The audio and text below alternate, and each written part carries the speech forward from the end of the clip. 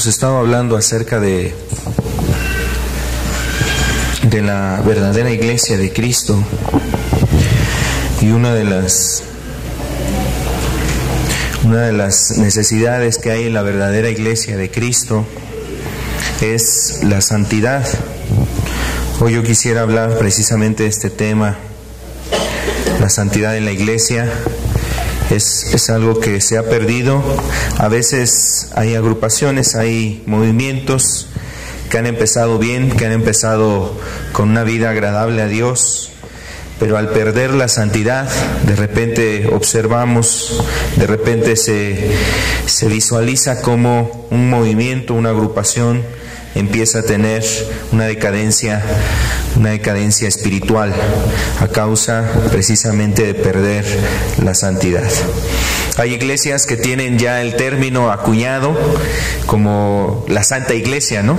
A veces la Iglesia Católica, cuando refiere a la iglesia, a la organización, se refiere con ese legado como la Santa Iglesia, pero tristemente ya de santa no hay nada.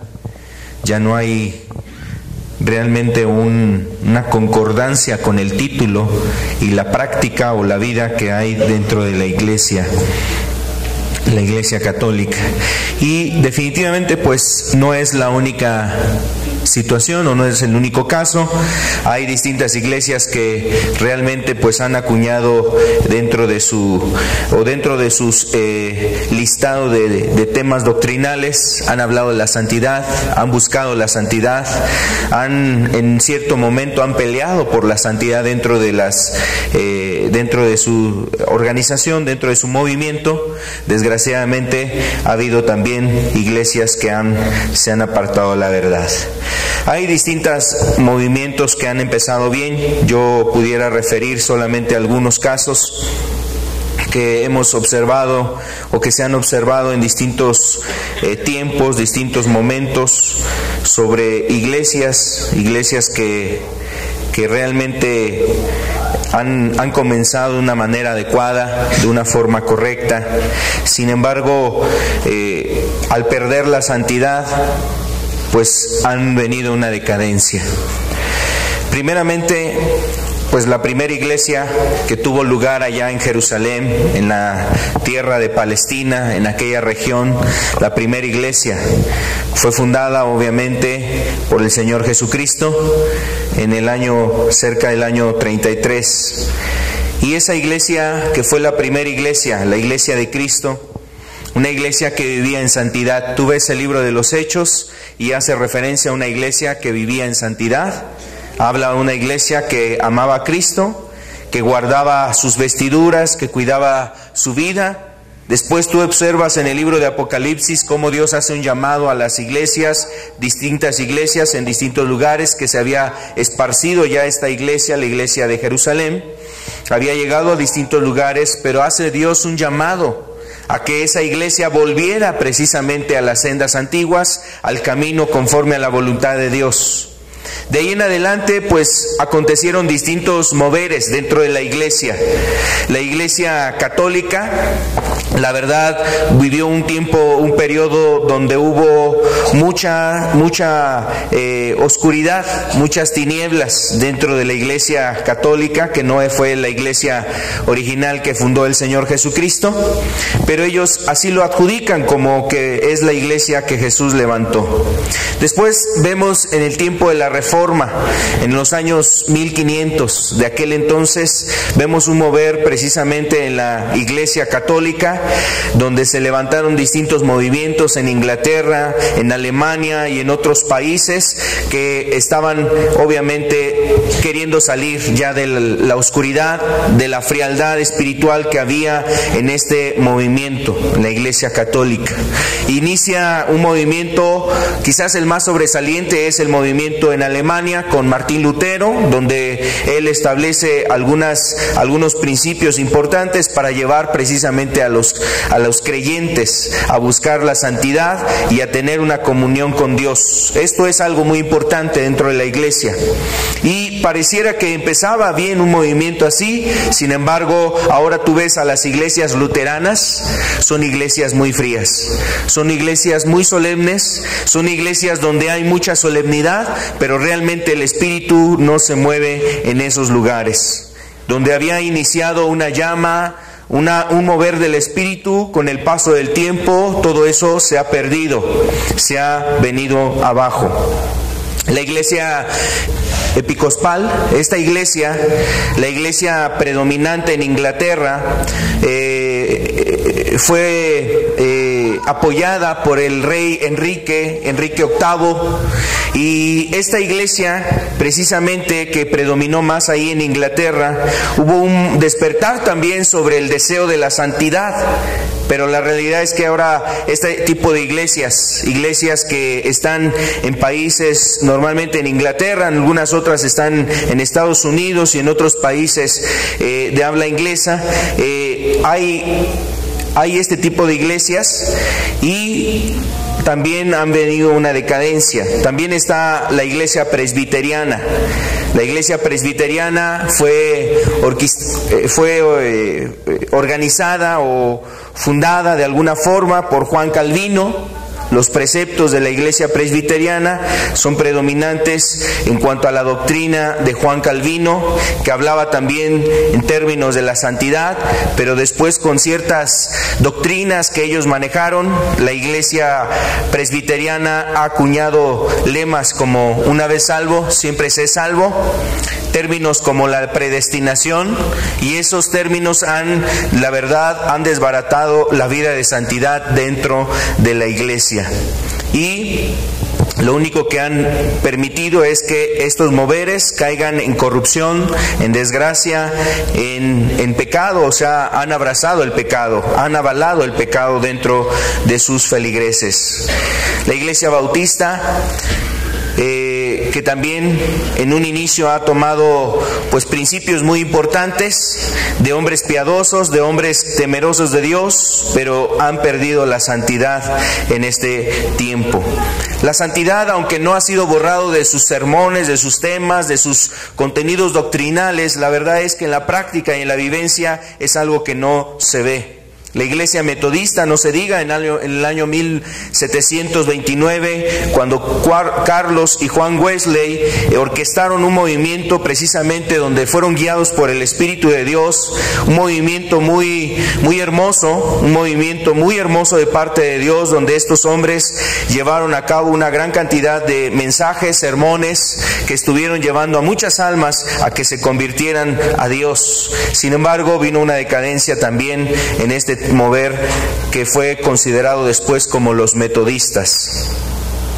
Y así pudiéramos hablar de otros movimientos en América del Norte, en Estados Unidos, allá en los años 1895, varias iglesias pentecostales de corte evangélico pentecostal tuvieron moveres del Espíritu Santo, y obviamente había mucha bendición, mucho mover de Dios, había milagros, obras hermosas, había una predicación muy hermosa de parte de Dios a través de varios personajes en aquellos entonces. Sin embargo, eso vino a una decadencia a causa de perder precisamente la santidad. Por consiguiente, la verdad es que la Biblia hace un énfasis muy grande sobre la importancia de la santidad en la iglesia.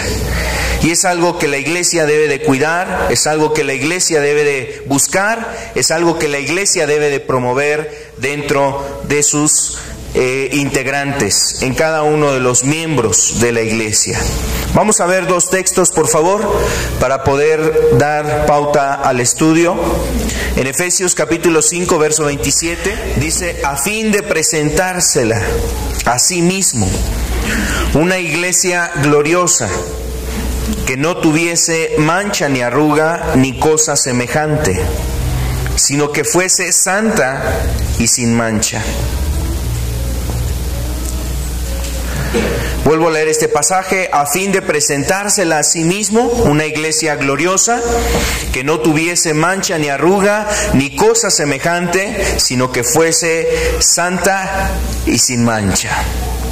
Otro texto vamos a ver en el Salmo 93, el verso 5. Salmo 93, verso 5. Tus testimonios son muy firmes. Tus testimonios son muy firmes. La santidad conviene a tu casa. La santidad conviene a tu casa, oh Jehová, por los siglos y para siempre. En estos dos pasajes que hemos leído, vemos precisamente el anuncio de, primero, lo que leíamos en Efesios. Jesús está preparando una iglesia que Él va a venir a recoger, una iglesia santa, una iglesia sin mancha.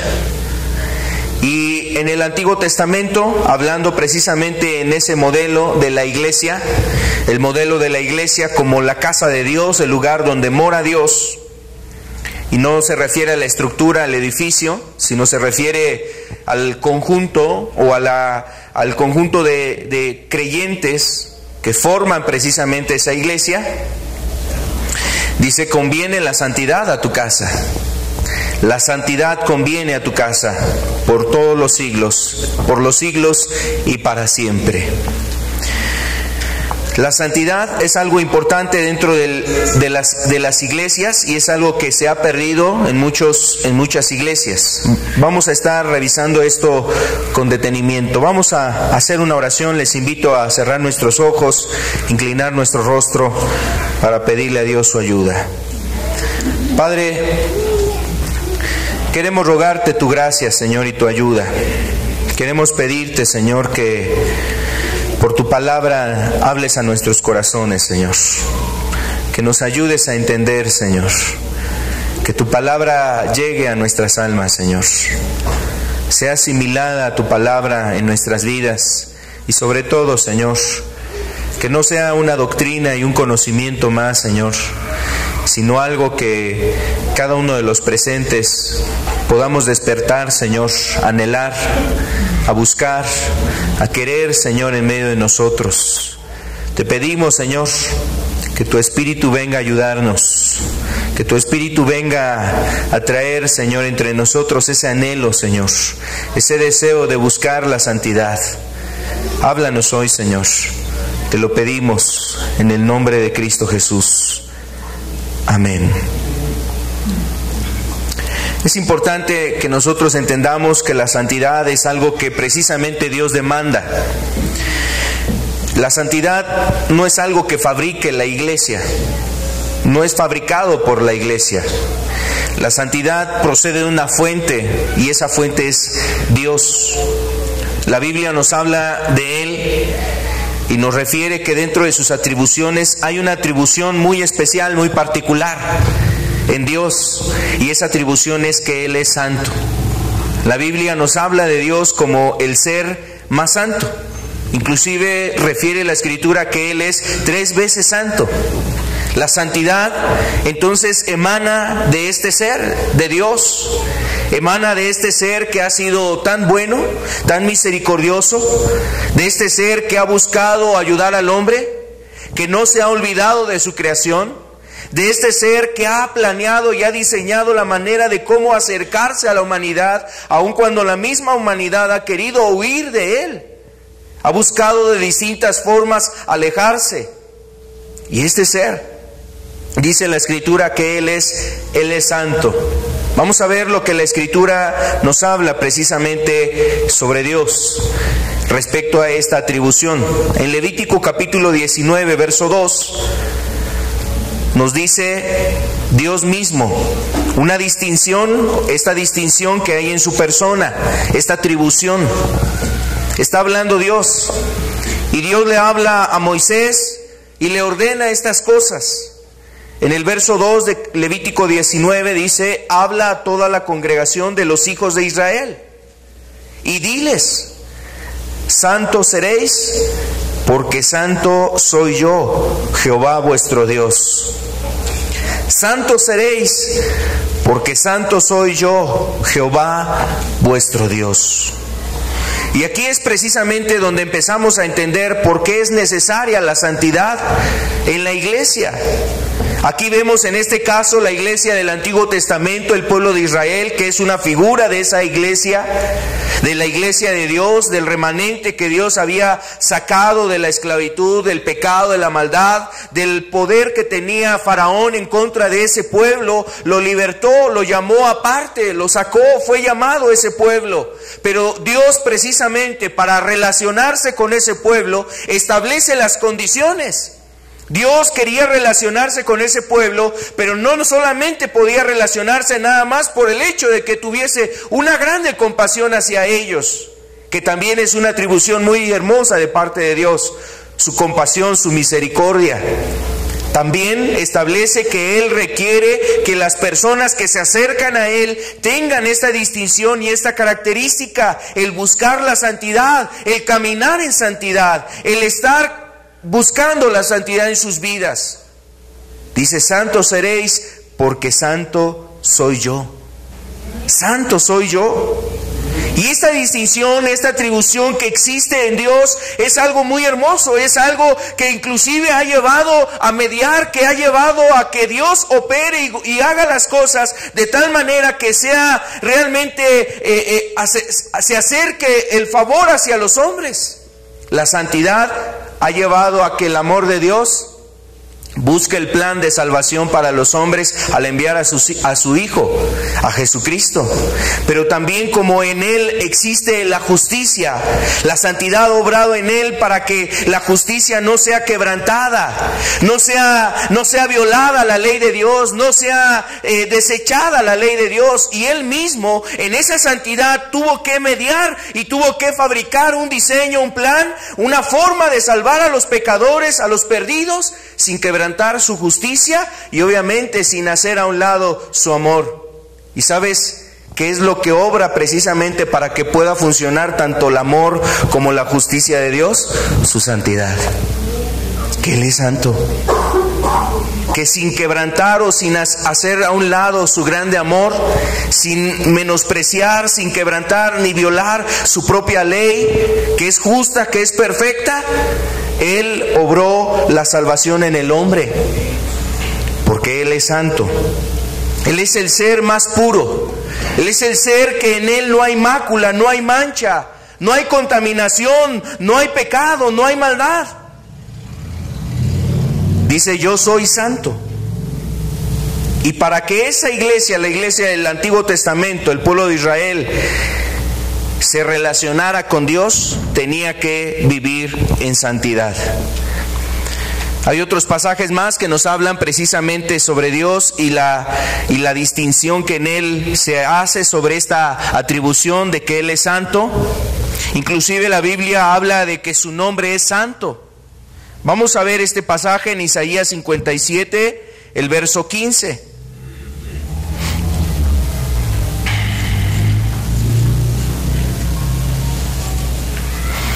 Isaías capítulo 57, el verso 15. Porque así dijo el alto y sublime, el que habita la eternidad y cuyo nombre es el Santo.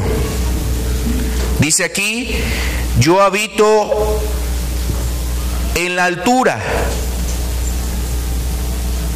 Yo habito en la altura y la santidad, y con el quebrantado y humilde de espíritu, para hacer vivir el espíritu de los humildes y para vivificar el corazón de los quebrantados.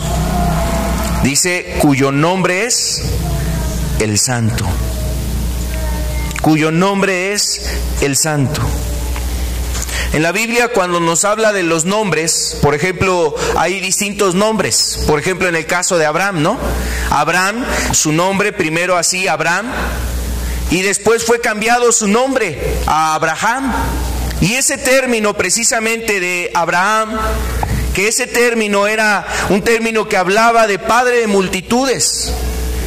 Entonces el nombre nos daba algo relacionado a la persona. El nombre nos dice algo en relación a la persona.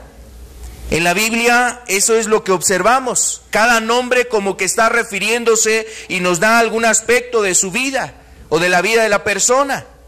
Los nombres tienen un valor o un peso dentro de la Escritura. En este caso, en el Antiguo Testamento, los nombres particularmente hacían referencia, podría ser alguna promesa, alguna bendición de parte de Dios sobre esa vida, algún aspecto sobresaliente de su carácter. Y entonces, en este caso, cuando la Biblia habla que el nombre de Dios es el Santo, nos habla que precisamente Él posee una atribución, esta atribución de ser santo. Y Él, por cuanto es santo, exige eso de todos aquellos que queremos acercarnos. Él exige eso, así como lo veíamos ahí en el pueblo de Israel, donde el Levítico le hablaba al pueblo de Israel, también lo vemos en este tiempo. El llamado a la santidad que tienen los creyentes es un llamado vigente. No es un llamado para los primeros cristianos, para los primeros creyentes. No era un llamado para ciertos personajes que tenían que hacer una utilidad o alguna función específica o particular dentro del reino de Dios. El llamado a la santidad es para todos aquellos que quieren agradar a Dios, para todos aquellos que quieren hacer la voluntad de Dios. Es un llamado que sigue vigente. Vamos a ver lo que dice la Escritura. Vemos que la fuente de santidad es Jesús, es Dios. Él es el ser más santo, 3 veces santo dice la Escritura. Su nombre es santo y por consiguiente Él invita a todos los que se relacionan a que vivan de esta manera en santidad. Primera de Pedro, capítulo 1, el verso 14. Primera de Pedro 1, del verso 14 al 16. Dice aquí la Escritura: como hijos obedientes, no os conforméis a los deseos que antes teníais, estando en vuestra ignorancia, sino como aquel que os llamó es santo, sed también vosotros santos en toda vuestra manera de vivir, porque escrito está: sed santos, porque yo soy santo. Aquí el apóstol Pedro evoca ese pasaje que leíamos de Levítico, y donde en este caso ya no lo aplica a los israelitas, ya no lo aplica a los judíos, ya no lo aplica única o exclusivamente a los judíos. Está hablando de todas aquellas personas que se han acercado ahora a Dios, que han venido a buscar a Dios, realmente han puesto su vida en Cristo, han puesto su vida en Jesús. A todas esas personas ahora les llama a una vida de santidad. Y esto es algo muy importante. Es algo que la iglesia no debe de perder de vista. No debe de perder de vista ese llamado que tiene la iglesia a vivir una vida de santidad. Y la iglesia, obviamente, como hemos estado comentando, está conformada por personas. Cada uno de los que integran la iglesia han sido llamados a vivir una vida de santidad. Vamos a empezar entonces, o vamos a ver lo que refiere algún diccionario sobre la palabra santidad. La palabra santidad significa puro. También se puede tener un significado de separado. El término hebreo en el Antiguo Testamento para hacer referencia a la santidad es el término kadosh. El término kadosh es un término que hace referencia a pureza, puesto aparte, separado, y obviamente se refiere a una pureza física, moral y espiritual. Todo esto tenía que ver mucho con los actos que llevaban a cabo los judíos para acercarse a una comunión con Dios, que todo era un simbolismo, todo tenía un mensaje. O sea, los ritos no se hacían solamente por cumplir ciertos lineamientos únicamente, había un mensaje detrás de ello. El espíritu de todas esas ordenanzas y mandamientos es que ellos supieran y entendieran que Dios es un Dios santo. Y entonces los judíos o los sacerdotes, por ejemplo, específicamente ellos, para poder tocar las cosas santas, las cosas del tabernáculo, las cosas que habían sido separadas, apartadas para Dios, consagradas para Dios, tenían que lavarse las manos. No cualquier persona podía entrar al tabernáculo y tomar los objetos y tomar ahí utensilios de ese lugar, porque todo estaba reservado para el uso exclusivo de la obra de Dios, del servicio de Dios, y para que Dios fuese glorificado en ese lugar, en el tabernáculo. Cualquier persona que se atrevía a hacer uso indebido de ello, sobre ellos venían tratos de parte de Dios. Y vemos cómo en la Escritura hubo a quien llamó Dios, en este caso sacerdotes, levitas, que Dios ocupó para que ellos hicieran las tareas necesarias dentro de ese lugar. Los sacerdotes ofreciendo los sacrificios, pero no podían llegar de cualquier forma así, nada más. A veces los rituales y las ceremonias que llevaban a cabo era un mensaje no solamente para ellos, sino para todos los que evidenciaban el rito y la ceremonia que hacían para entrar en el tabernáculo. Limpiarse los pies, lavarse los pies determinado número de veces, lavarse las manos, cambiar sus vestiduras. Las vestiduras que eran exclusivas para el tabernáculo no eran vestiduras que usaban en sus casas, andando en las calles, por las aldeas. Eran utensilios únicos y exclusivos para la obra de Dios. Y todo eso representaba precisamente la limpieza, la pureza, la vida entregada, consagrada de estos personajes o de estas personas dentro de la obra de Dios. Ahora, la santidad es solamente para aquellas personas que realmente quieren emprender algo en el reino de Dios. No, la santidad es para cualquier creyente, o más bien es para todo creyente. La santidad es para todo creyente. No es única exclusivamente de la función y de la actividad que llevan a cabo las personas. Es determinante para una relación con Dios. La santidad es determinante para una relación verdadera con Dios. Hace ya algunas semanas, cuando hablábamos de las características precisamente de una iglesia verdadera, la iglesia de Cristo, hablábamos que la iglesia demanda de los miembros de cada uno de los miembros de esa iglesia, demanda la santidad. Y si no hay santidad, no puede haber salvación. No podemos hacer una distinción de salvación y de santidad. Son cosas que realmente están en la misma línea. Van en la misma dirección, la salvación y la santidad. No puede haber salvación si no hay santidad. No puede haber santidad si no hay salvación. Los hombres necesitan precisamente buscar su salvación.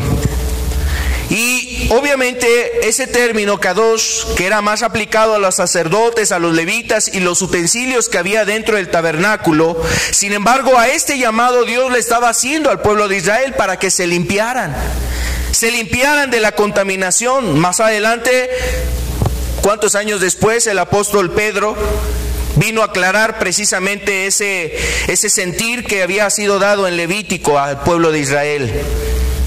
Dios los había sacado de la contaminación de Egipto para que pudieran llevar una vida ahora conforme al propósito de Dios, viviendo en una forma que agrada a Dios. Ese era el llamado que tenía ese pueblo: sed santos. En el término griego, la palabra santidad o santo es agios, y también significa separado, consagrado, puesto aparte. También en un sentido representa la pureza. Y cuando la Biblia habla de la palabra santidad o habla de santo, la aplica fundamentalmente hacia la persona de Dios y su espíritu. El espíritu que es precisamente el espíritu que es santo. Dios es santo. También la Biblia, cuando nos habla de la santidad, hace referencia a que es una virtud indispensable en todo verdadero creyente. Es una virtud indispensable en todo verdadero creyente. También esto es aplicado, decíamos, a lugares, a objetos, particularmente los que se ocupaban en el Antiguo Testamento en todo el servicio de las cosas de Dios. La santidad del creyente es algo que viene a partir de esa liberación completa que se da del pecado. La santidad no se da o no se gana porque la persona esté orando mucho. La santidad inicialmente no viene porque la persona haga muchos ayunos. Inicialmente no viene la santidad a causa de las buenas obras que los hombres hacen. La santidad no viene de una manera inicial a través de las buenas conductas de los hombres. La santidad viene a raíz de que una persona que en un momento determinado es considerado todavía un pecador, ha pecado en contra de Dios, ha ofendido a Dios con su vida, en sus corazones, en sus pensamientos, en su manera de ser, en sus expresiones, en su palabra, en su conducta, andando de una forma, de otra, viviendo en el pecado. Esa persona, cuando se humilla y se quebranta delante de Dios y en él obra el perdón de pecados, ahí es donde empieza, donde inicia la santidad. La sangre de Jesucristo, dice la Biblia, nos limpia de todo pecado. Y ahí es donde una persona comienza a tener una vida santa. El término santo, a veces la persona dice, no, pues es que para ser santo tengo que pasar 5 años en oración y en ayuno. Tengo que aprenderme toda la Biblia. Para ser un santo tengo que irme a tantos retiros, irme ahí a refugiar a un monasterio, a un convento, irme a lo mejor a tales lugares, a prepararme ahí, a conocer de las cosas de Dios para yo poder ser un santo. Bueno, la realidad es diferente. Cuando una persona que ha estado siendo despertada por Dios en su vida, que ha estado siendo llamada por Dios en su vida y ha entendido cosas en su corazón, que ha entendido que desagrada a Dios su conducta, sus palabras, sus ojos que están llenos de lujuria, su corazón que está lleno de maldad y de iniquidad, su boca que habla mentiras, depravación y perversidad. Cuando Dios ha estado tratando esa vida y la ha querido llevar a un arrepentimiento, a un cambio, y esa persona es noble, sencilla, es humilde, reconoce su culpabilidad delante de Dios, se postra a los pies de Cristo y le dice, es cierto, Señor, yo te he ofendido mucho, yo he pecado en contra de ti. Cuando esa alma se rinde a Jesús y le clama de su misericordia y su perdón, Jesús, al escuchar esa oración y al serle perdonados los pecados a tal persona, ahí empieza la santidad. Esa persona ahora va a ser santa. Ahora esa persona es santa y de ahí en adelante tiene que vivir agradando a Dios, obviamente, haciendo su voluntad. Vamos a ver lo que dice la Escritura aquí en Primera de Juan, capítulo 1, el verso 7. Pero si andamos en luz, como Él está en luz, tenemos comunión unos con otros, y la sangre de Jesucristo, su Hijo, nos limpia de todo pecado. La sangre de Jesucristo nos limpia de todo pecado. Decíamos nosotros que la palabra santidad hace referencia a una pureza o a una limpieza. Y cuando la Escritura nos habla de personas que han sido limpiadas por la sangre de Jesús, obviamente esas personas, para ser limpiadas por la sangre de Jesús, son limpiadas de sus pecados, de su inmundicia, de su maldad, de los pecados que había en ellos. Al ser limpiados, de ahí en adelante esas personas son consideradas santas delante de Dios. En la comunión o en la vida de la Iglesia católica muchas veces se requiere, por ejemplo, cuando las personas dicen que van a subir a los altares ahí a determinados personajes que hicieron filas o formaron parte de la comunidad católica. Entonces es comprobar, ¿no?, si de alguna forma los rezos y las peticiones a determinados personajes, pues fueron contestadas, hubo milagros. Y entonces eso como que les diese atribución de personas más santas, de personajes que vivieron en santidad. La Biblia habla que una persona que se ha arrepentido, que se ha entregado verdaderamente a Dios, cuyo corazón es cambiado por un corazón de carne, puesto un corazón nuevo, una vida nueva en esa persona que le es declarado inocencia de su culpabilidad, inocencia, o sea, que ha sido justificada de su culpa, que ha sido justificada de su condena, porque Cristo pagó por él. Esa persona es ahora una persona santa delante de Dios. Obviamente tendrá que cuidar esa santidad, porque la santidad se pierde. La santidad se puede perder. Vamos a ver otro texto aquí en Romanos capítulo 6, el verso 6 también. Romanos 6:6 dice: sabiendo esto, que vuestro viejo hombre fue crucificado juntamente con él, para que el cuerpo del pecado sea destruido, a fin de que no sirvamos más al pecado. Verso 7: porque el que ha muerto ha sido justificado del pecado.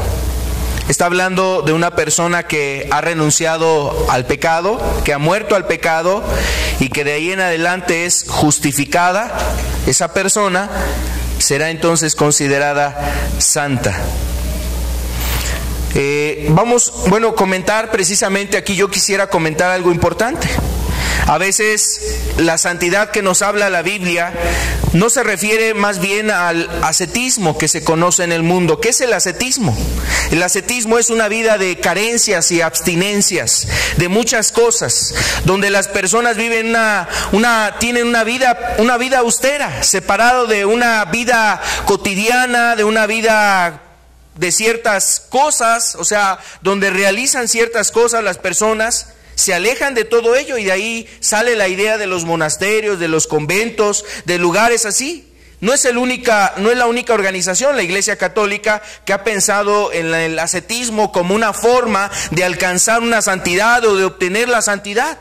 Hay algunas comunidades que se han aislado de la civilización, que se han aislado del mundo, que se han aislado completamente del mundo para tratar de adquirir, de atraer santidad a sus vidas. Por ejemplo, hay comunidades conocidas como los menonitas. No todas las comunidades menonitas actúan así, pero en su mayoría, o los principios de esa comunidad, era operar o buscar el aislamiento de todo aquello que les contaminase, de todas aquellas cosas que les contaminara, para que pudieran vivir una vida agradable a Dios. Y eso les lleva a muchas agrupaciones de esta corte, de los menonitas, de los Amish también, que es otro movimiento así religioso. Les lleva, por ejemplo, a comprar extensiones de tierras, y ahí construyen sus propias comunidades, donde fabrican sus propios productos, donde labran la tierra, donde fabrican su propia ropa, donde hacen muchas cosas, tratando precisamente de evitar la contaminación del mundo, tratando de aislarse del mundo para que ellos puedan tener en su concepción una vida más santa delante de Dios. Eso, ha caído precisamente al grado de haber prohibiciones tales como a lo mejor restringir el uso de ciertos alimentos, ¿no? Hay personas que no comen ciertos alimentos porque la Biblia dice que no debes de comer esto. Y así caen en tal idea, en tal forma de pensar, de restringir ciertas cosas. Por ejemplo, en este tipo de agrupaciones, inclusive hay agrupaciones que no usan un vehículo, no usan un coche, un vehículo. Ellos usan sus carretas, y parece que tú llegas a una comunidad de esas y estás regresando a los años de 1800, donde la gente se sube ahí a transportes que no son movidos por la gasolina y un motor, son movidos por caballos. No usan, por ejemplo, teléfonos ni siquiera celulares, vamos a decirlo. Estamos hablando de un teléfono de casa. No hay ese tipo de cosas. Hay agrupaciones de estas que llegan inclusive a prohibir el uso de la luz, de la energía eléctrica, como que todo ello puede afectar a su santidad, a buscar la santidad que ellos están anhelando. Obviamente la relación en ese tipo de ambiente es un ambiente donde las personas se han aislado del mundo. Y ese tipo de ascetismo, a veces se cae la idea que buscar ese tipo de cosas serán lo que va a traer la santidad en las personas. El aislarse, el estar ahí escondidos, el irse a determinados lugares, se cae en la idea de que eso realmente va a ser benéfico y favorable para la santidad. Bueno, a veces la verdad es que eso es una forma solamente de tratar de huir y de enfrentar la realidad. En el catolicismo, bueno, pues eso llevó a las personas a querer buscar una vida de privaciones, de penitencia y de oración, y por eso hubo conventos, monasterios, donde las personas iban ahí a refugiarse determinado tiempo para llevar una vida de penitencia, de oración, de privaciones, queriendo someter la carne, el cuerpo, para que no saliera ese viejo hombre, sino que ellos estuviesen más en una vida espiritual, más en una comunión con Dios. La realidad es que todo eso pues es en algunos momentos solamente un engaño. Vamos a ver lo que dice Colosenses respecto a esto que estamos comentando. Colosenses 2, del verso 20 al 23.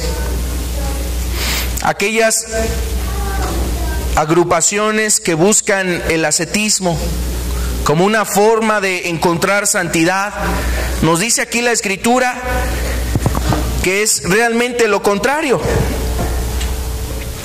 Dice, pues si habéis muerto con Cristo en cuanto a los rudimentos del mundo, se refiere a la vida cotidiana del mundo, ¿por qué como si vivieses en el mundo os sometéis a preceptos, tales como no manejes, ni gustes, ni aun toques, en conformidad a mandamiento y doctrinas de hombres, cosas que todas se destruyen con el uso? Dice el verso 23 también. Tales cosas tienen la verdad cierta reputación de sabiduría en culto voluntario, en humildad y en duro trato del cuerpo, pero no tienen valor alguno contra los apetitos de la carne. Este texto lo cito por lo que hemos estado comentando, o lo que estamos comentando. El buscar el ascetismo como una forma de añadir santidad al cuerpo, a la vida, a la comunión con Dios, a la vida de esa persona, realmente en muchos casos no es el camino. Eso nada más genera cierto valor, a lo mejor de sabiduría, como dice aquí, de culto voluntario, de humildad, en un duro trato del cuerpo, pero realmente no tiene un valor en contra de los apetitos de la carne. Para que la persona pueda tener el dominio o dominar su carne, necesita una comunión con Dios, necesita al Espíritu de Dios. Dice que estos dos son opuestos, la carne y el Espíritu. Y los que son guiados realmente por el Espíritu son los hijos de Dios. Aquel que es dominado o guiado por la carne está en contra de lo de Dios. Lo comenté este pasaje porque habla precisamente de tales cosas como no manejes, no gustes, ni toques, ese tipo de cosas que hay como prohibiciones en movimientos, queriendo añadir la santidad, pero realmente no tienen un valor. También a veces la santidad, cuando las personas escuchan este término, consideran que la santidad tiene que ver con la perfección. O sea, hablan de la santidad y muchas veces un sinónimo que ocupan es la perfección. De ahí que muchas personas encuentran tropiezo y dicen, no, es que no hay iglesia perfecta. Algunas ocasiones lo encuentran o lo dicen o lo refieren para justificar lo que se vive dentro de una iglesia que está amando el pecado, y dicen, es que no hay iglesia perfecta. Bueno, realmente la perfección a lo mejor no la vamos a alcanzar aquí. La perfección la vamos a encontrar en el reino de Dios, en la gloria con Cristo. Pero la santidad, esa sí se puede encontrar desde aquí. Esa sí debemos de buscarla desde este momento. Y eso es a lo que lleva Dios a la iglesia y le demanda a Dios a la iglesia. No hay iglesia perfecta, dicen las personas. Otras personas argumentan y dicen, es que no he encontrado la iglesia perfecta. Y eso lo hacen como comentario para decir que no han venido a la iglesia, que no vienen a una reunión, que no van a una iglesia, a una congregación, porque no han encontrado la iglesia perfecta. Bueno, pues la verdad es que la Biblia no habla de que Jesús va a venir por una iglesia perfecta. Dios habla de que va a venir por una iglesia que camina en la santidad, una iglesia que es santa. Y a veces esa idea de que no hay iglesia perfecta, pues la verdad habría que mejor escuchar a la persona. En algunos momentos eso es más bien como una justificación para decir, no quiero ir, no voy a ir. A veces se considera precisamente que la persona, para ser una iglesia perfecta, pues habría que entender su pensamiento, su manera de pensar, que es muy particular y muy especial. Más bien, las iglesias no han sido formadas y Dios no las estableció para que las encontremos a nuestro modo y a nuestra manera. No han sido creadas, o no fue creada la iglesia para que yo encuentre una iglesia que me agrade a mí, para que se conforme a mi pensar, a mi voluntad y a mi deseo, sino más bien yo conformarme al deseo y a la voluntad que Dios ha establecido en la iglesia. Y esa voluntad aquí está en la palabra. Cuando hay iglesias que realmente se someten a la palabra, como ya lo hemos dicho, la verdadera iglesia se somete a la palabra de Dios, entonces en esa iglesia va a haber santidad. En esa iglesia hay normas, en esa iglesia hay una vida realmente conforme a la Escritura. Y la persona que venga a la iglesia, no debe la iglesia conformarse a esa persona, sino la persona conformarse a la iglesia.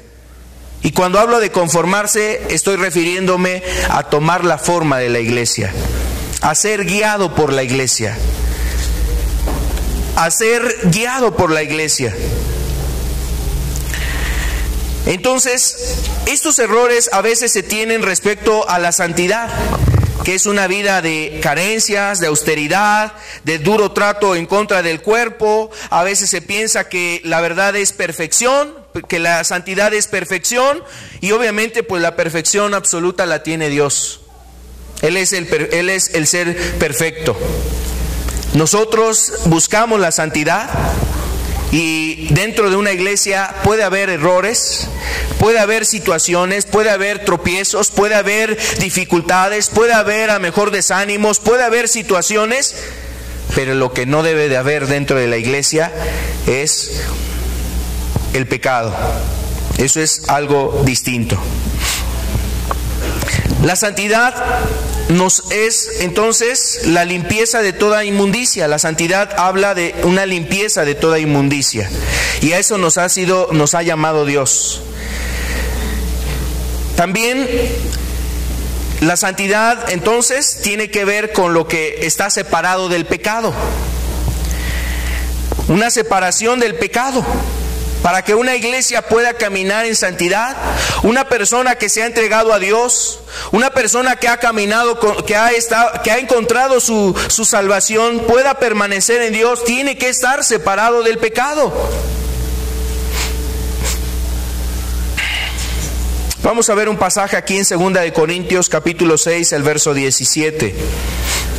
2 de Corintios capítulo 6, el verso 17 nos dice: por lo cual salid de en medio de ellos y apartaos, dice el Señor, y no toquéis lo inmundo, y yo os recibiré. Aquí es otra forma de hablar de parte de Dios a la iglesia acerca de la santidad. Salir de en medio de ellos habla precisamente de salir de la contaminación que hay en el mundo. No es la interpretación que se ha considerado de buscar una vida austera, alejada, remota, ermitaña, sino más bien apartarse de lo que contamina en este mundo. El mismo Señor Jesucristo, cuando oró por sus discípulos, tú lo puedes observar ahí en el Evangelio de Juan, como el Señor al estar orando por sus discípulos dice: te doy gracias. Y habla respecto a los discípulos, les refiere porque están en el mundo y no son del mundo. Que los santifiques. Habla Jesús, está orando y pidiendo al Padre a que sean guardados del mundo. Te pido que los guardes del mundo, no que los quites del mundo, sino que los guardes del mundo.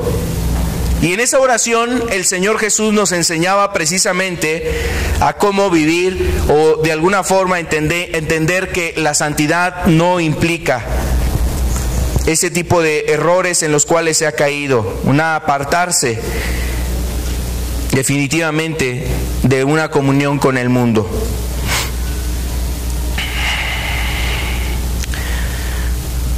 Vamos a ver lo que dice la Escritura aquí en el libro de Hebreos capítulo 10. De esa santificación, decíamos, inicia por la sangre de Cristo, y nosotros debemos de cuidar eso. Hebreos 10:10 dice: en esa voluntad somos santificados mediante la ofrenda del cuerpo de Jesucristo, hecha una vez para siempre. Está hablando del sacrificio de Jesús y que a través de ese sacrificio somos santificados. Somos santificados. De ahí en adelante debe de haber una santidad progresiva. La santidad progresiva, estamos refiriéndonos a una santificación continua de cada miembro de la iglesia. Cada miembro de la iglesia tiene que velar por esa santificación. Tiene que estar velando por esa santidad en su vida. Y obviamente esto viene conforme la persona se dispone a la obra del Espíritu Santo. La obra del Espíritu Santo. El que obra esa santificación dentro de nosotros es el Espíritu. El Espíritu nos lleva, dice la Escritura, a toda verdad y a toda justicia. El Espíritu nos guiará, nos recordará las cosas que habló Cristo. El Espíritu nos lleva precisamente a una comunión con Dios. El Espíritu nos lleva a buscar la presencia de Dios. El Espíritu nos atrae a las cosas de Dios.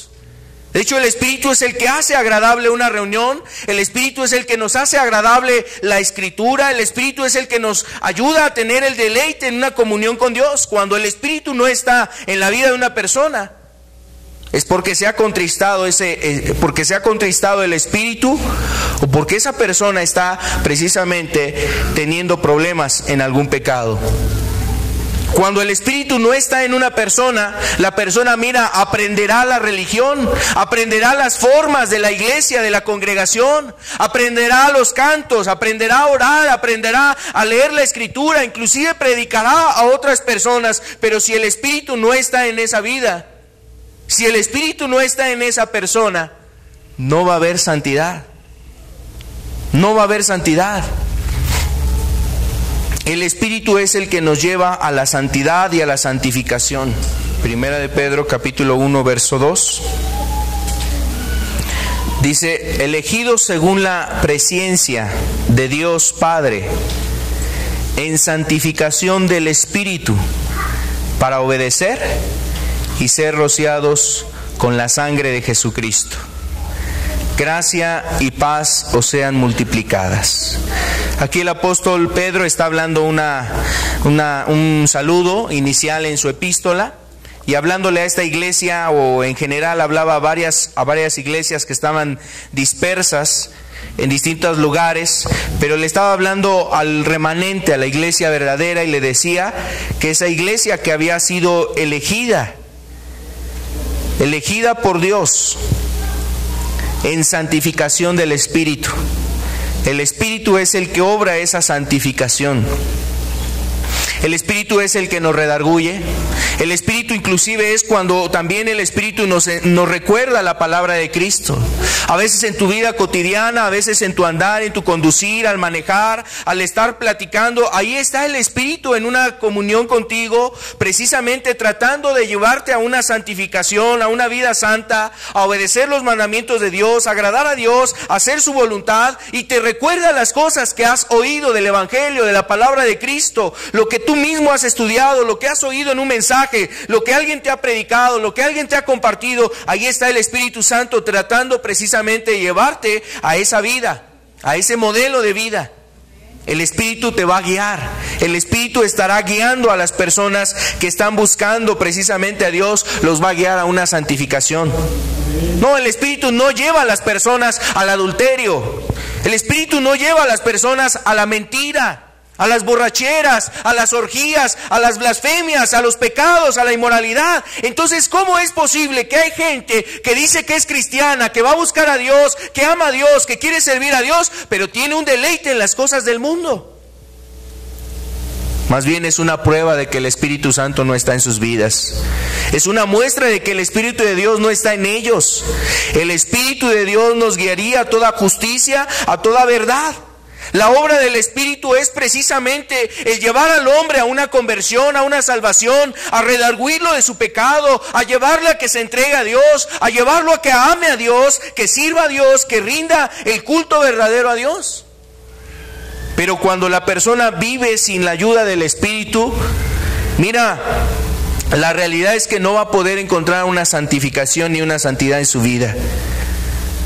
No habrá santificación, solamente será una persona que se está reprimiendo y a lo mejor en sus propias fuerzas se niega al pecado y lucha en contra de sus mentiras y lucha en contra del pecado que tenía atado hace tiempo atrás en su vida, un vicio, la borrachera, no sé, algún pecado de fornicación, alguna vida que le había estado llevando a muchos problemas. A lo mejor ahora se reprime, se restringe de esas cosas, pero tarde que temprano, cuando la persona realmente no va a soportar la tentación, explota, cae, tropieza, sucumbe ante el pecado, es seducido, es atraído, es conquistado, es dominado, es realmente tomado por rehén, en este caso del pecado, y llevado precisamente en obediencia a la maldad, a la iniquidad.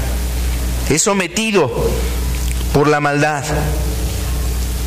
¿Cómo es posible que hay personas que dicen que ellos buscan a Dios, quieren amar a Dios y que el Espíritu de Dios vino sobre ellos cuando se bautizaron, porque ahora hablan lenguas, porque ahora hacen esto, porque ahora a lo mejor danzan, porque hacen muchas cosas, pero en su vida no hay una vida de rectitud, de santidad, de amor, de justicia, de paz? No hay en su vida un deseo realmente de amar a Dios. Les resulta aburrido y tedioso las cosas de Dios. Es más, su Biblia está ahí arrumbada.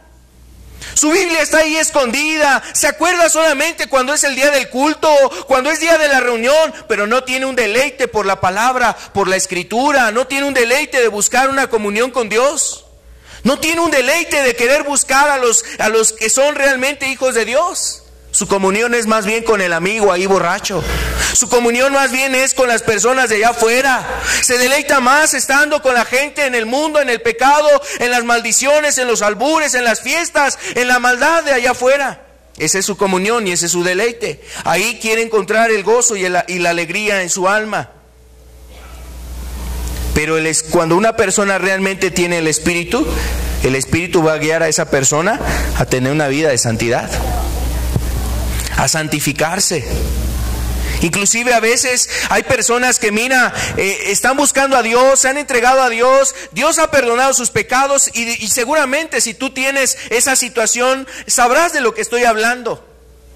Cuando estás en una plática ahí en el trabajo y de repente tus amigos o de repente ahí los familiares inconversos que no temen a Dios empiezan a hablar cosas obscenas, albures, cosas terribles, tú te sientes incómodo y dices, ¿qué estoy haciendo aquí? Yo soy ajeno a esto. No, esto no encaja conmigo, esto no empata conmigo, no es algo que agrade a mí, y parece que el Espíritu ahí mismo te está precisamente llevando a que te apartes de eso. ¿Para qué llenar tus oídos de esa contaminación?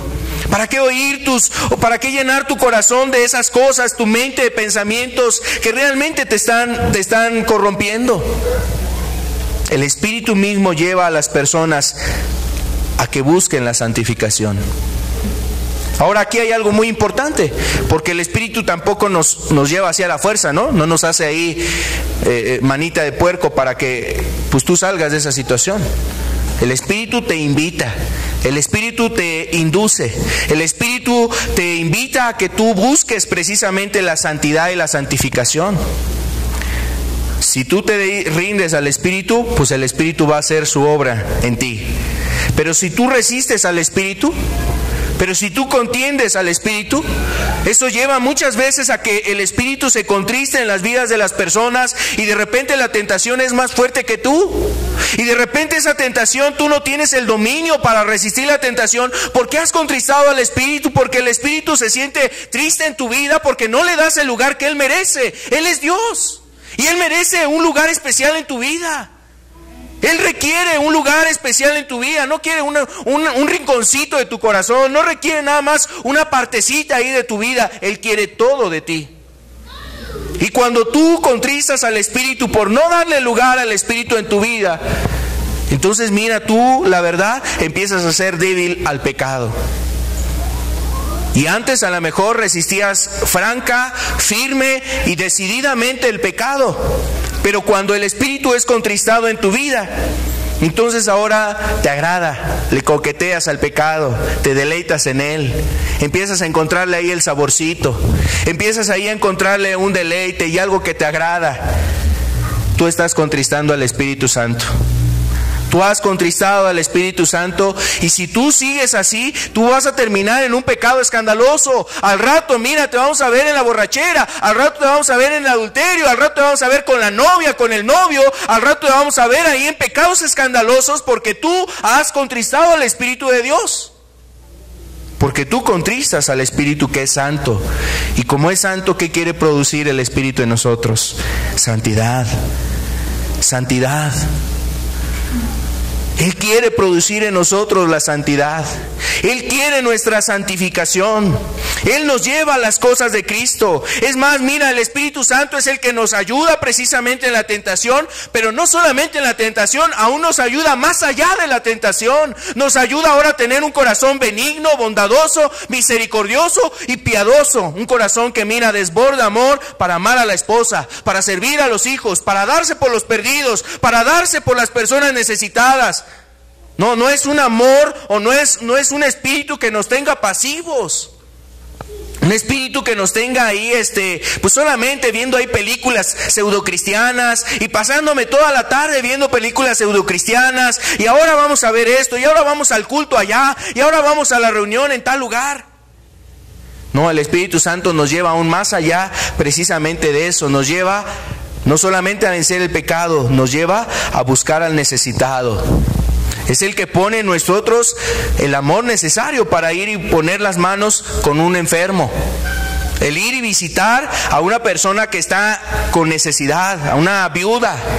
Una persona ahí a lo mejor con necesidad real y verdadera, que requiere una palabra de Dios, que requiere una ayuda, que requiere que tú le apoyes a lo mejor porque no tiene qué comer, porque no le han visitado, porque está solo, porque le hace falta la palabra de Dios. El Espíritu nos lleva más allá de eso.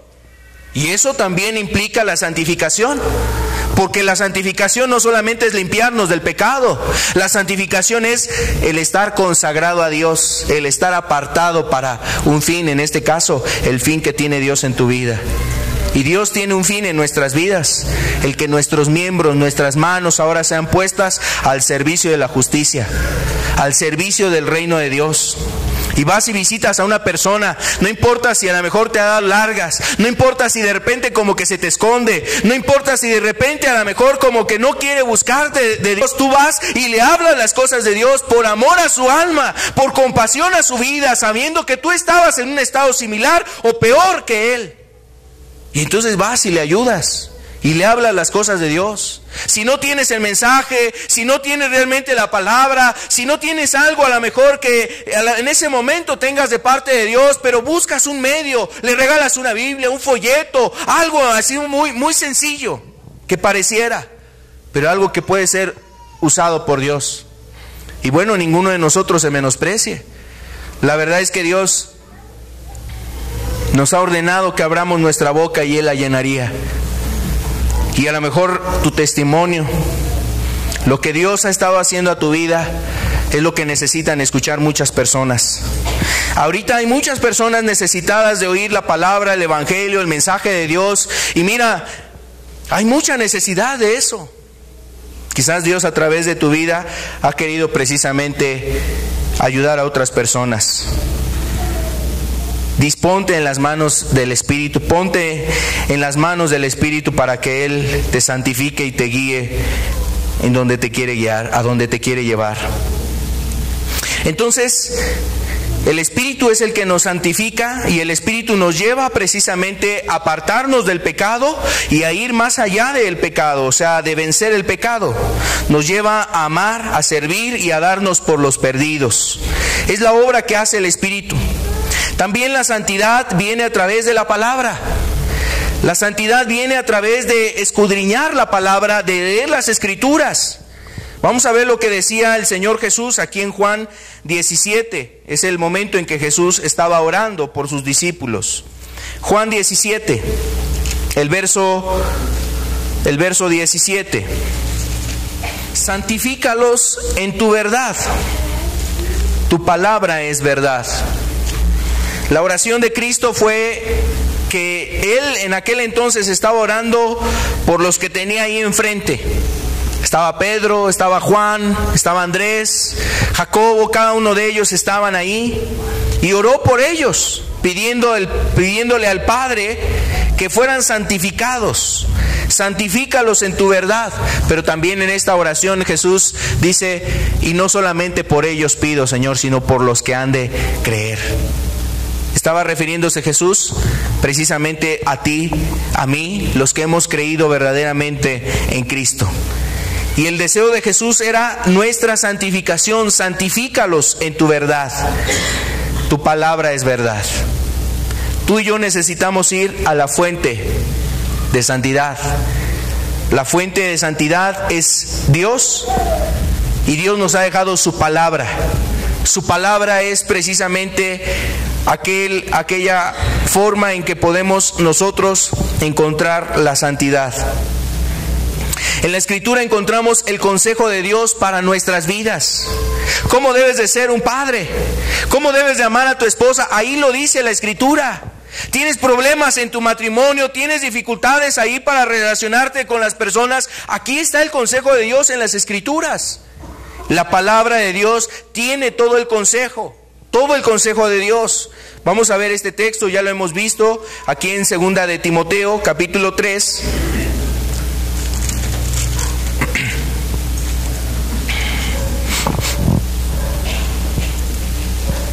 El verso 16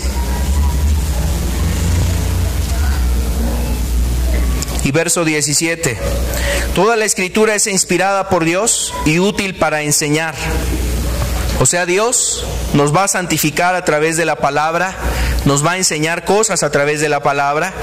Dice, es útil para enseñar, para redarguir, para corregir, para instruir en justicia, a fin de que el hombre de Dios sea perfecto, enteramente preparado para toda buena obra. La palabra de Dios es el medio que también usa el Espíritu para hablar a nuestras vidas. Es el medio que Dios usa para santificar nuestras vidas, para prepararlas, limpiarlas, enseñarnos, para corregirnos, para redarguir, para tratar en la vida del hombre. La palabra de Dios. Cuán importante es la palabra para que tú encuentres la santidad. En la Biblia podemos encontrar varios ejemplos y testimonios de personas que amaron a Dios, que vivieron una vida de santidad. Por ejemplo, una de las figuras que en la Escritura, uno de los personajes que en la Biblia podemos ver en cómo caminó en santidad. Digo, hay varios ejemplos, pero especialmente hay uno que a mí me ha llamado la atención y me sigue llamando la atención. Aún pasan los años en mí y me sigue llamando la atención. Un joven llamado José. Un joven llamado José que estando en un lugar, lejos de sus padres, lejos de su familia, siendo un esclavo, una mujer lo quiere seducir y ese joven sale huyendo de esa situación, diciendo, ¿qué mal haría yo pecando contra Dios? Y entonces salió huyendo de esa situación. ¿Sabes? Ahí ves a un hombre que amaba a Dios y que quería vivir una santidad para Dios. Y así podemos ver varios personajes que se guardaron para Dios. Daniel y sus amigos, viviendo en una tierra extranjera, una tierra distinta a la de ellos, comiendo cosas ofrecidas a los ídolos, a las imágenes, no queriendo contaminarse con lo que había en aquellos lugares, ni con la música, ni con el pensar, ni con la manera de vivir, ni con los estilos de vida. Ellos no se amoldaron al mundo, no se amoldaron a la generación de ese tiempo, sino más bien fueron sensibles a lo que Dios les mostraba. Y entonces Dios les ministraba la santidad, la consagración, y ellos se guardaban. Y así podemos ver varios ejemplos, tenemos varios ejemplos en la Escritura que nos inspiran a la santidad, que nos hablan de la santidad. La fuente de la palabra es una de las fuentes que tenemos para buscar esa santidad. También decíamos hace un rato, una verdadera iglesia está buscando que los miembros de su iglesia vivan en la santidad. No solamente la busca, sino que la cuida y fomenta la santidad dentro de la iglesia. Las iglesias en este tiempo se han olvidado de algún término que la Escritura habla para evitar que la santidad se pierda y sea minada, sea corrompida la iglesia, y es la disciplina eclesiástica. La disciplina eclesiástica es un medio que está en la Escritura, es un medio que Dios ha dado a la iglesia para cuidar precisamente la santidad dentro de la iglesia, con los miembros de una iglesia, los que realmente han sido salvados y redimidos. Para ellos hay precisamente lineamientos, así como cuando una persona quiere ingresar a un trabajo. Cuando una persona ingresa a un trabajo, pues hay reglas, va a haber beneficios, hay beneficios ahí, hay beneficios hacia ese trabajador, pero también él tiene que cumplir reglas, y las reglas están establecidas. Por ejemplo, dentro de los trabajos hay distintas reglas, pero una de las más penadas puede ser el robo. Si una persona roba dentro algún objeto de la misma empresa, algo de ahí de la empresa, pues lo pueden aún hasta correr por ese hecho. Lo corren por ese hecho. Hasta en las instituciones deportivas hay reglas. Hasta para una cascarita ahí de fútbol llanero hay reglas. Las reglas están en todo lugar. Y la iglesia no es la excepción. No debe de ser la excepción. Dentro de la iglesia hay reglas. Los miembros que pertenecen a la iglesia saben que precisamente el entrar a una iglesia, el formar parte de una iglesia, se someten a la bendición de comunión con el Espíritu Santo, una comunión con Dios, pero también el hecho de quebrantar y faltar a esa comunión con Dios, eso implica que puede haber reglas que aplicar. Y dentro de las reglas que establece la palabra es precisamente la disciplina eclesiástica, la disciplina dentro de la iglesia. Hay varios conceptos que yo quisiera comentar aquí. Por ejemplo, en Mateo 18, del verso 15 al 17, lo voy a leer rápidamente. Mateo 18 es una de las reglas que dejó Jesús para la disciplina en la iglesia. El cómo atender problemas dentro de la iglesia. Cómo atender situaciones con un hermano, con un cristiano. Mateo 18, el verso 15 nos dice: por tanto, si tu hermano peca contra ti, ve y repréndele, estando tú y él solos. Si te oyere, has ganado a tu hermano. Mas si no te oyere, toma contigo uno o dos, para que en boca de 2 o 3 testigos conste toda palabra. Si no los oyere a ellos, dilo a la iglesia. Si no oyere a la iglesia, tenle por gentil y publicano. Esto es uno de los primeros principios que da la Escritura de disciplina dentro de la iglesia. Y este principio tiene como objetivo evitar los chismes, evitar la murmuración, evitar la falta de reconciliación, evitar el daño hacia el prójimo, hacia el semejante. Este principio está fundado precisamente en amar a tu prójimo como a ti mismo. Y es parte de una disciplina que cuando no se cumple lo que establece Dios aquí en esta parte de la Escritura, entonces se aplica la disciplina. La disciplina aquí dice, tenle por gentil o publicano. En otras palabras, es una persona que no forma ya parte de la iglesia, no entiende razones, no es humilde, no reconoce su pecado, no reconoce su falta, no busca la reconciliación. Tenle por gentil y publicano. Imagínate una situación entre dos personas, dos hermanos, que por una situación hay alguna diferencia, hay algún problema, hay alguna situación que genera a lo mejor malestar en uno o en otro, viene algún mal. Y entonces la manera de arreglarse es de esto, como dice la Escritura: tú y él a solas, el que hizo el agravio y el que fue agraviado. Ellos a solas, dice, esa es la manera de arreglar. Y esto nos lleva a evitar los chismes y la murmuración, de que el que fue agraviado, pues no tiene que írselo a contar a media iglesia, a media congregación. Tiene que ir y hablar con el que le hizo el agravio, con aquel que le hizo algún daño. Él debe de estar a solas, ellos dos a solas. Hablar de ese asunto: oye, pasó esto, mira, esta situación pasó, me ofendiste, cometiste un agravio en contra de mí. etcétera, plantear la situación. Y si la persona la reconoce, la otra persona dice, si la reconoce, pues qué bueno, has ganado a tu hermano. Ese es el objetivo, ganar a tu hermano. Qué bueno que reconoció que a lo mejor hizo algo por descuido, por error, a lo mejor fue una situación que no consideró adecuadamente. Qué bueno que haya escuchado, has ganado a tu hermano. Mas si no te oye, entonces dice, ve con otras dos personas. Plantea la situación con otros dos hermanos. Hermanos que realmente pues te puedan ayudar, aconsejar y decir, no, mira, sí es correcto lo que tú comentas, vamos a platicar con él. Vamos a ver qué está pasando. Con el propósito de ayudar a aquella persona que está haciendo algo inadecuado.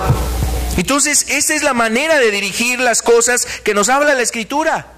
¿Sabes por qué muchas iglesias han perdido la santidad? Por la mentira, por la murmuración, por los chismes. ¿Y eso cómo genera un caos dentro de una iglesia? El hermanito fulano de tal ya le fue a contar a fulanita de tal que encontró a fulano allá con otra persona, que lo vio en la calle abrazando a una mujer que no era su esposa, que no era ella, y ya fue y lo contó, y ya hizo ahí un chisme, lo contó a la amiga, al mejor amigo, ya lo contó ahí con la persona que a lo mejor está él ministrando, y eso se disemina y se riega ahí en toda la congregación. Y entonces eso cuánto daña a una iglesia. Los chismes y las murmuraciones. Hay estatutos, hay lineamientos para poder arreglar las situaciones que se dan dentro de una iglesia, y aquí lo observamos. El objetivo es guardar o ganar al hermano. El objetivo es guardar el nombre de Dios. El otro objetivo también es precisamente que la persona sea ganada para evitar que se pierda. Este es un punto de la disciplina. A veces el no cumplir esto lleva a que las personas caigan en otros pecados.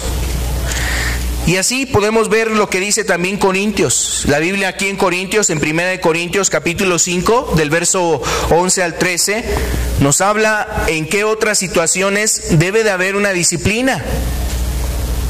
1 Corintios 5, del 11 al 13, dice aquí, más bien os escribí que no os juntéis con ninguno que llamándose hermano. Dice llamándose hermano, o sea, se refiere a que era un creyente. Dice, fuere fornicario, o avaro, o idólatra, o maldiciente, o borracho, o ladrón, con el tal ni aun comáis. Dice aquí el propósito de la epístola, el propósito de haber anunciado este punto, de llegar a este punto el apóstol Pablo. El apóstol Pablo llegó a este punto para advertir a la iglesia de que tuviesen cuidado con cualquier persona que dijera que es hermano, que es cristiano, que es un hijo de Dios, que es un discípulo de Cristo. Cualquier persona que tenga ese título, que se ponga ese título y que ande en esta forma de vida, en esta conducta, dice, andando ahí en estas cosas que refiere, en fornicación, habla de la avaricia, habla de la idolatría, la maledicencia, habla de la borrachera, habla del robo. Dice, con el tal ni aun comáis. Quizás los conceptos más claros están ahí: la fornicación, el avaro, pues hace referencia a una persona que es amante del dinero, que ama el dinero. Aquella persona que pone su esperanza en el dinero. La idolatría, pues es más que obvia. La maledicencia, pues implica ahí groserías, majaderías. También implica la murmuración o la calumnia, también es una forma de maledicencia, calumniar a otros, calumniar a una persona, eso es parte de la maledicencia, y están dentro de este grupo de pecados. Y esta disciplina tiene como objetivo que esa persona que está en tales prácticas se engañe, ponga en mal el nombre de Cristo y contamine a los demás discípulos o creyentes. Tiene como objetivo evitar que esa persona se engañe, ponga en mal el nombre de Cristo y también contamine a los demás. Muchas veces tú ves que cuando no se aplica una sanción, la gente tiende a hacer lo malo. Así dice también Eclesiastés: por cuanto no se ejecuta sentencia sobre la mala obra, el corazón de los hijos del hombre está obviamente tendiendo al mal. Ahora que la gente ahorita que hay unos dichosos juegos allá en Veracruz, juegos como Juegos Olímpicos o algo así, allá hubo una escena donde una joven de karate perdió, creo que quedó en segundo lugar, no sé en qué lugar quedaría, y de repente cuando pues las personas levantaron ahí la mano, los que recibieron las medallas, ella hizo una seña obscena con su mano, y eso salió en una foto ahí. Y eso lo vieron varias personas. Entonces, ¿sabes qué hicieron rápidamente los entrenadores, los jueces de ese deporte? Dijeron: no, pues esto no se puede quedar así. Esto no se puede quedar así. Mancha la imagen de este deporte. Mancha la imagen de este deporte. Y a la mujer creo que la sancionaron 1 año. 1 año la sancionaron, no va a poder competir. No va a poder llevar a cabo o realizar a cabo alguna competencia que tiene que ver con ese deporte. Estará sancionada, en ningún lugar va a poder ella competir. Está sancionada por ese acto. Ahora imagínate si un hombre en esta tierra pone cuidado de la imagen de ese deporte. Tiene cuidado de la imagen de ese deporte, que no sea difamado, que no sea malinterpretado, que no sea desvirtuado ese deporte. Pues cuánto más no debe de haber un celo de la iglesia hacia las personas que están difamando el nombre de Cristo, que llamándose hermanos anden en esas prácticas, anden en una práctica de estas cosas que hemos comentado. Entonces, tiene estos fines la disciplina. Y también hay otro principio en la Escritura, en Tito, en capítulo 3. Tito capítulo 3, el verso 10. Otra causa de una disciplina eclesiástica: al hombre que cause divisiones, después de una y otra amonestación, deséchalo, sabiendo que el tal se ha pervertido y peca, y está condenado por su propio juicio. Habla de una persona que mete en disensión, en división, que está generando divisiones. Y divisiones no solamente son divisiones doctrinales, ¿no? Que venga así como que a meter doctrinas equivocadas y erróneas. No solamente es ese tipo de disensión. La disensión es también cuando una persona está hablando mal de otro con ese objetivo: poner en división a uno con otro, a separar. Ahora imagínate, eso es algo muy perjudicial dentro de la iglesia. La iglesia ha sido llamada a ser un cuerpo. Es un cuerpo. Y que alguien venga y esté desmembrando ese cuerpo. Y que alguien venga y entonces por sus comentarios separe a los que conforman ese cuerpo. Qué aberración. Es precisamente algo inadecuado. Las divisiones por herejías, las divisiones por calumnias, las divisiones que son por chismes, atentan precisamente en contra de la unidad de la iglesia, y eso precisamente también es causa de una disciplina dentro de la iglesia. Entonces, estos conceptos que hemos visto, estos ejemplos, hay otras cosas más que podríamos hablar de la disciplina, pero son solamente los más trascendentales y que las cosas que más pueden perjudicar a la iglesia. Este tipo de pecados, todo pecado perjudica a la iglesia, pero este tipo de pecados son los que más rápidamente leudan, como dice la Escritura, toda la masa, corrompen toda la masa. Y entonces un poco de levadura va a hacer un grande estrago dentro de la iglesia. El pecado es una figura, más bien la levadura es una figura del pecado. Y la levadura dentro de la iglesia es el pecado. El pecado dentro de la iglesia va a contaminar todo. Por eso hay este tipo de disciplina. Cuando la iglesia se ocupa de esto, está cuidando la santidad. Una iglesia no solamente debe de buscarla, la santidad, no solamente debe de cuidarla, sino también debe de promover la santidad. Y cuando hay este tipo de disciplinas, aunque es realmente doloroso una disciplina, aunque es algo que no agrada obviamente ni a Dios, no agrada a Dios, pero es necesario para evitar que haya mayor mal dentro de la iglesia.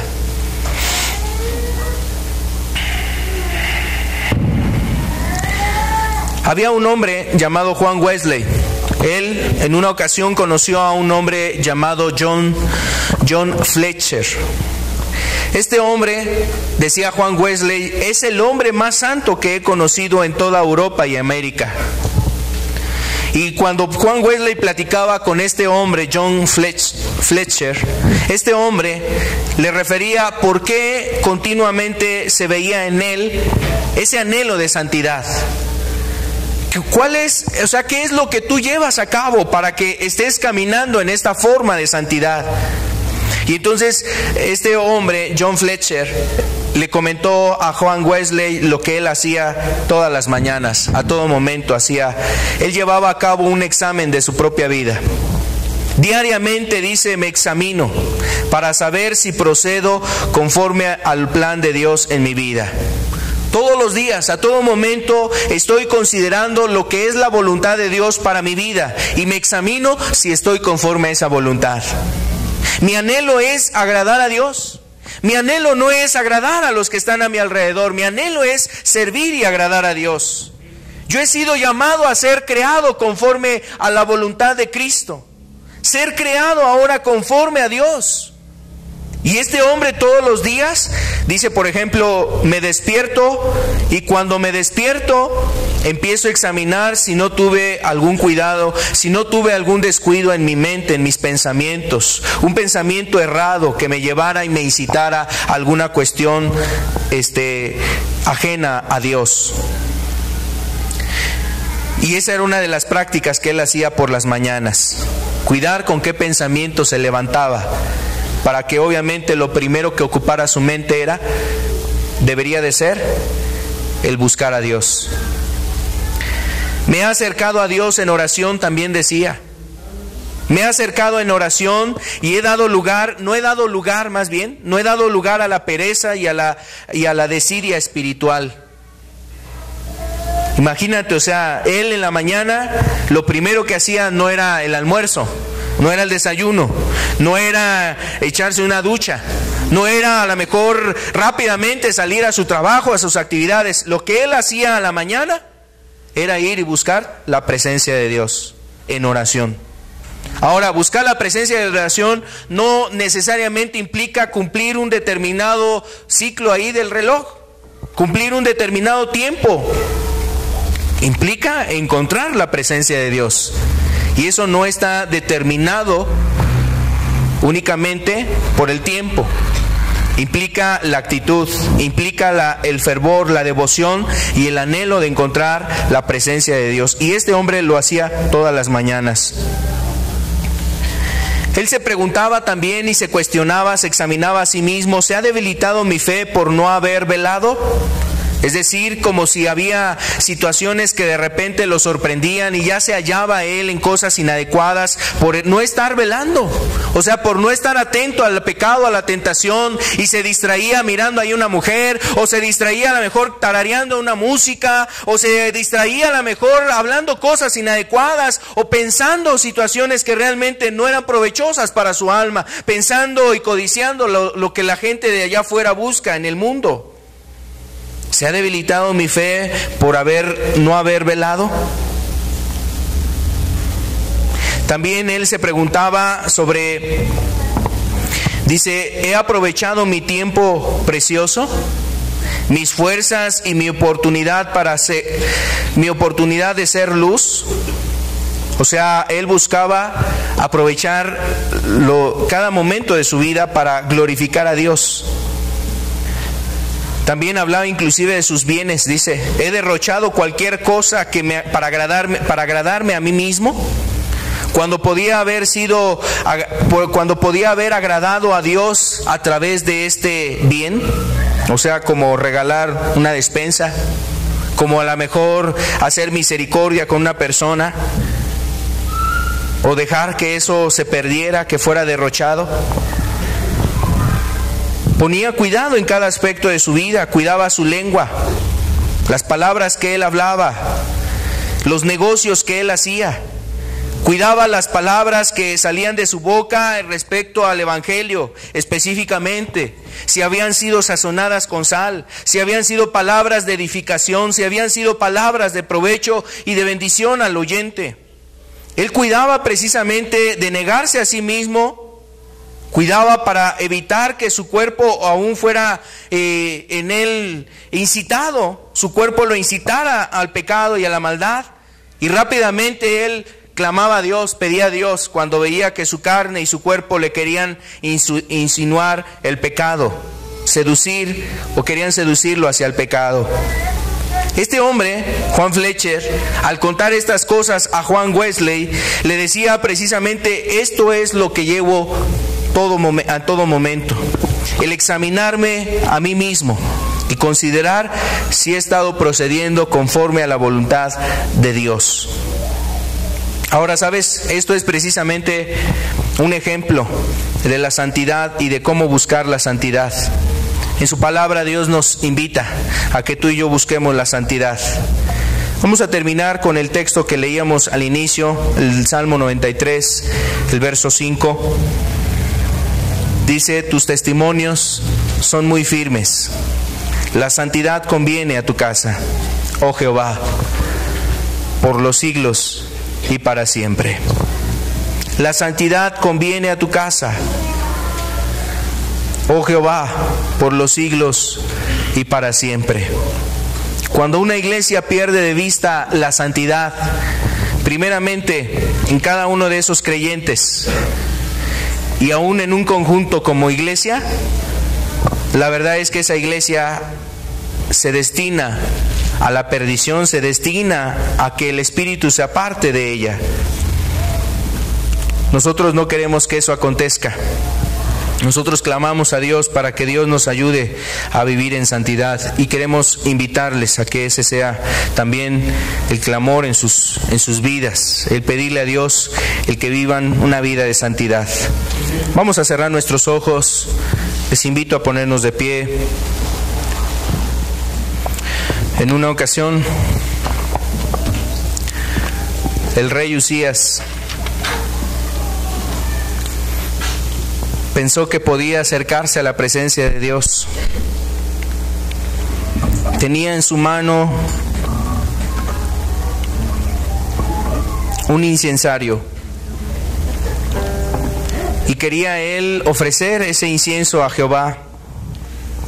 De repente los sacerdotes, los hijos de Aarón, le dijeron: son cosas consagradas a Dios, sal del santuario, porque has prevaricado. No será para la gloria de Jehová lo que tú haces. Entonces, teniendo Usías el incensario en su mano, ofreció el incienso, y dice que se llenó de ira, y su ira contra los sacerdotes. Pero de repente a este hombre le empezó a brotar la lepra en su frente. Delante de los sacerdotes en la casa de Jehová, vino la lepra en su vida, y ese hombre salió avergonzado de ese lugar. Era algo que no le correspondía hacer. No cumplía las leyes de santidad que eran necesarias para acercarse a la presencia de Dios. Y Dios no toleró eso. Castigó a este hombre. Así como este ejemplo, podemos tener más ejemplos. Nadab y Abiú, dos hijos de Aarón, tomando un fuego extraño, lo quisieron poner delante de Dios, lo cual Dios nunca les había mandado. Y salió un fuego purificador de la presencia de Dios, y quemó a Nadab y Abiú, y murieron delante de Jehová. Otro caso, el caso de David, cuando quería llevar el arca del pacto a su casa. Se le ocurre a David llevarla en un carro tirado por bueyes.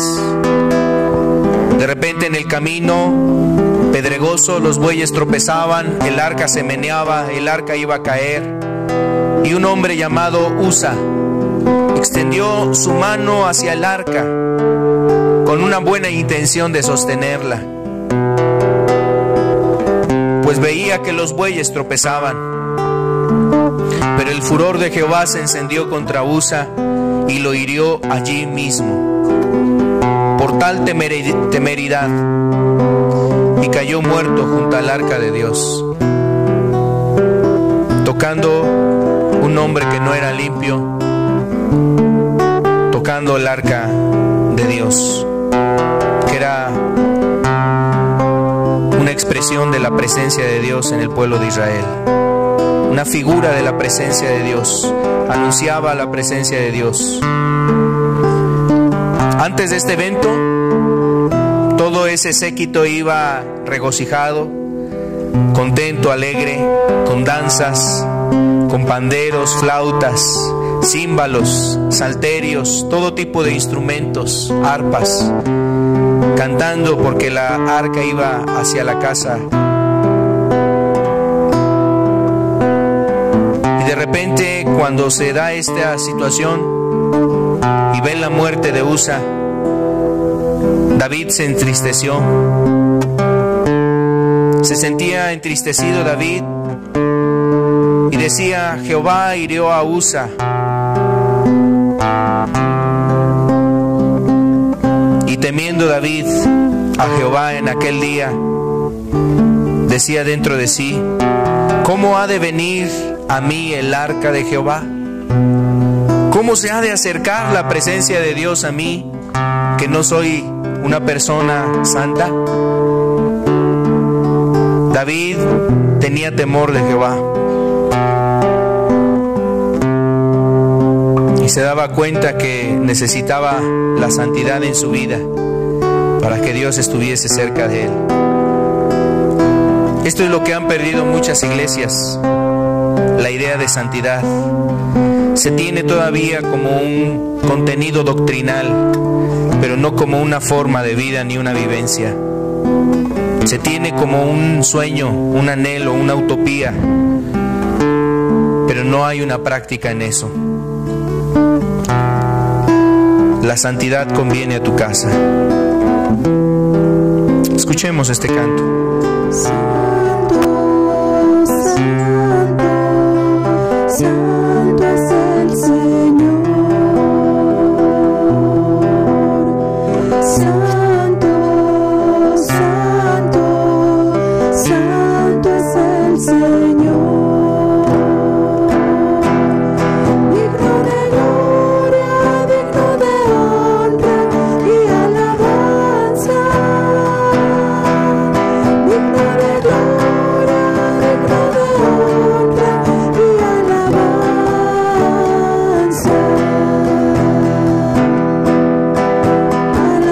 Alabanzas, alabanzas, alabanzas al Señor. Alabanzas, alabanzas, alabanzas al Señor. Es el que era, es el que es y ha de venir. Es el que era, es el que es y ha de venir.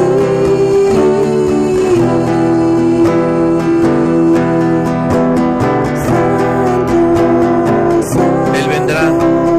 santo es el Señor. El Señor regresa y viene por una iglesia que es santa, una iglesia que Él ha comprado con su sangre. El costo ha sido su sangre. También a través de su sangre limpia y santifica a esa iglesia. Ha dado su espíritu para que a través de su espíritu los creyentes se santifiquen cada día. Busquen la santidad. Ese anhelo de tener un corazón conforme al de Dios, limpio. Ha dado Dios su Espíritu para que los creyentes busquen la santidad. Además de buscarla, para cuidar la santidad dentro de la iglesia. Y aún para fomentar esa santidad. El amor, la piedad, la justicia, la integridad.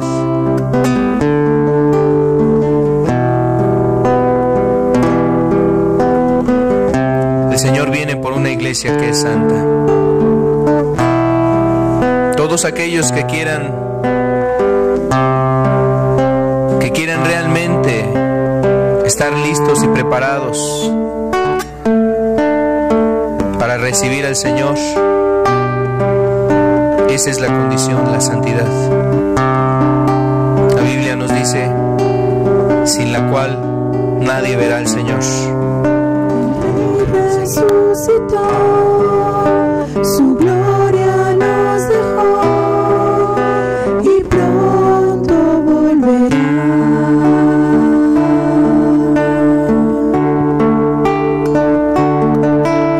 El Rey resucitó, su gloria nos dejó y pronto volverá.